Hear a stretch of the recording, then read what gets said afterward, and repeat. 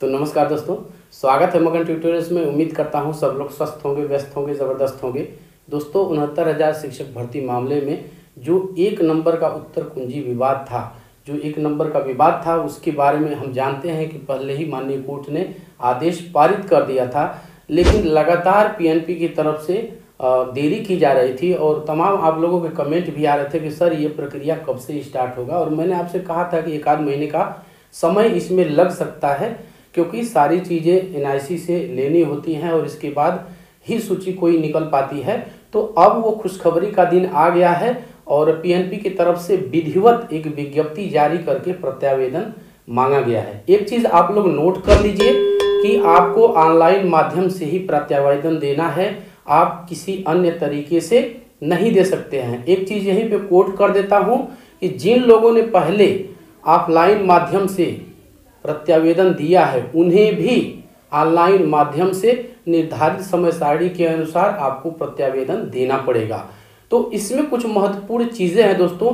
बड़ी लड़ाई के बाद ये शुभ घड़ी आई है और इसमें किसी भी तरह की शिथिलता या फिर लापरवाही या कोई त्रुटि हो जाती है तो इससे बड़ी दुख की बात कुछ नहीं होगी। ये न हो दोस्तों, इसके लिए मैंने आपके लिए कुछ 4-5 बिंदु तैयार किए हैं और उन बिंदुओं को आप ध्यान से देख लीजिए और उस पे आधारित अपना डाटा कलेक्ट करके ही आप कैफे में जाके अपना ऑनलाइन माध्यम से प्रत्यावेदन अपना दीजिए। तो चलिए वो क्या क्या है मैं आपको बता देता हूँ, क्या क्या आपको तैयार रखना पड़ेगा। 1 नंबर का जो विवाद था उत्तर कुंजी से, यदि आप मेरिट में आ रहे हो, मैं पहले ही बता चुका हूँ कि 1 नंबर से मेरिट में आना चाहिए। दूसरी चीज़ ये है कि याची होना चाहिए और वही चीज़ें अब मांग ली गई है। देख लीजिए आपके पास क्या क्या होना चाहिए, तभी आप एलिजिबल होंगे वहाँ पे ऑनलाइन आपको प्रत्यावेदन देने के लिए। सबसे पहले आपके पास अपील संख्या होनी चाहिए और उसके आदेश की तिथि। ये ध्यान रखिएगा, ये डाटा कलेक्ट करके ही जाइएगा और सही ऑथेंटिक डाटा कलेक्ट करके जाइएगा, वरना आपको फिर यदि कोई त्रुटि इस स्तर पे आपने कर दी तो फिर आपको आगे चल के बहुत बड़ी मुश्किल होने वाली है।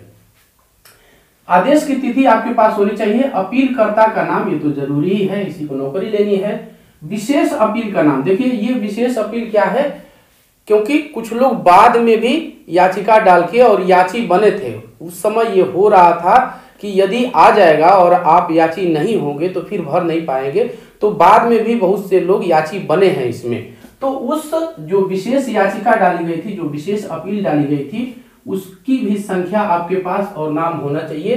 दूसरी चीज, विशेष अपील में याचिका क्रमांक, ये मोस्ट इम्पॉर्टेंट है और इसमें जो है आपको किस क्रम पे हैं आप। जो विशेष अपील बाद में, जैसा कि मैंने कहा आपको कि बाद में भी कुछ लोग वहां पे जाके याची बने हैं, तो उसमें आपका क्रमांक क्या है, वो क्रमांक सही आपको ऑनलाइन जो वेबसाइट खुलेगी यूपीडीएलएड की, उस पर आपको भरना होगा। तो टाइम टेबल मैं आपको दिखा देता हूँ, साथ साथ जो विज्ञप्ति है वो भी मैं आपको दिखा देता हूँ कि क्या क्या आपको करना है। पहले से ही मार्कअप है दोस्तों।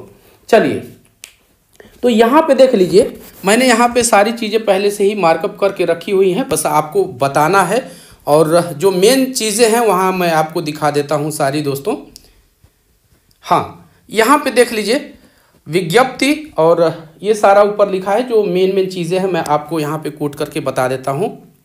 दिनांक 25/8/2021 तक माननीय उच्च न्यायालय में योजित सम विषयक याचिकाओं विशेष अपील से संबंधित याचिगणों अपीलकर्ता को विभिन्न प्रतिबंधों के साथ 1 अंक का लाभ देने का आदेश पारित किया गया था। जैसा कि आप लोग जानते हैं, ये 1 अंक देने का आदेश पारित किया गया था, जो विवादित प्रश्न था।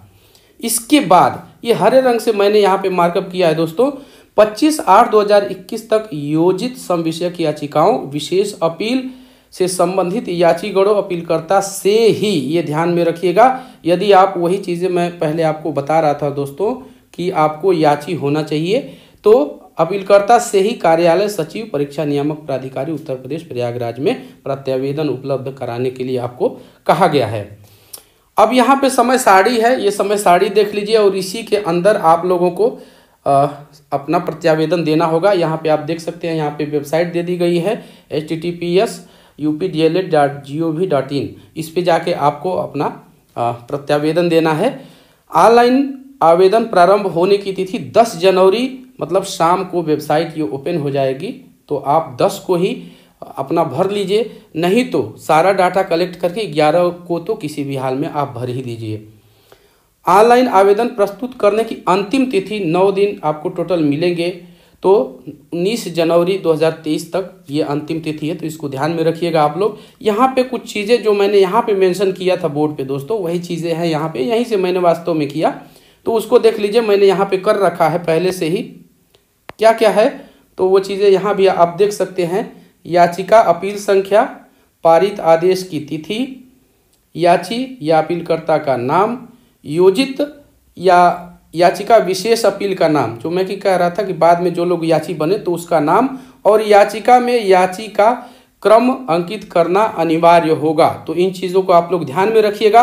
और यहाँ नीचे साफ साफ लिखा हुआ है, देख लीजिए, जिन याचिगणों द्वारा पूर्व में कार्यालय सचिव परीक्षा नियामक प्राधिकारी उत्तर प्रदेश प्रयागराज में ऑफलाइन प्रत्यावेदन प्राप्त कराया गया है, उन याचिगणों अपीलकर्ता को भी, ये ध्यान रखिएगा, अपीलकर्ता को भी किसी भ्रम में न रहिएगा, उक्त प्रकाशित विज्ञप्ति के क्रम में निर्धारित तिथि तक ऑनलाइन प्रत्यावेदन प्रस्तुत करना अनिवार्य होगा। जैसा कि मैं कह रहा था दोस्तों कि जिन्होंने ऑफलाइन माध्यम से किया है उनको भी प्रत्यावेदन देना पड़ेगा, तो आप लोग अपना डाटा इकट्ठा कीजिए और जाके अपना प्रत्यावेदन आप दे दीजिए। तो बस दोस्तों यही था आज की इस वीडियो में। उम्मीद करता हूं कि आपको ये वीडियो पसंद आई होगी, और इस चैनल पे केवीएस से संबंधित और हिंदी के तमाम आपको कंटेंट मिल जाएंगे। केवीएस का मैं एक सेगमेंट बैच चला रहा हूं, उसमें ईवीएस हम लोग पढ़ रहे हैं, तो उससे भी अधिक से अधिक आप लोग जुड़िए और लाभ उठाइए। तो उम्मीद करता हूं कि आपको ये अपडेट पसंद आई होगी, और चलते चलते हमेशा की तरह एक रिक्वेस्ट जरूर करूंगा दोस्तों कि कृपया आप इस चैनल को लाइक, शेयर और सब्सक्राइब जरूर कीजिए दोस्तों। जब आप ऐसा करते हैं तो हमें एक मोटिवेशन जरूर मिलता है। मिलते हैं अगली वीडियो में, तब तक के लिए नमस्कार।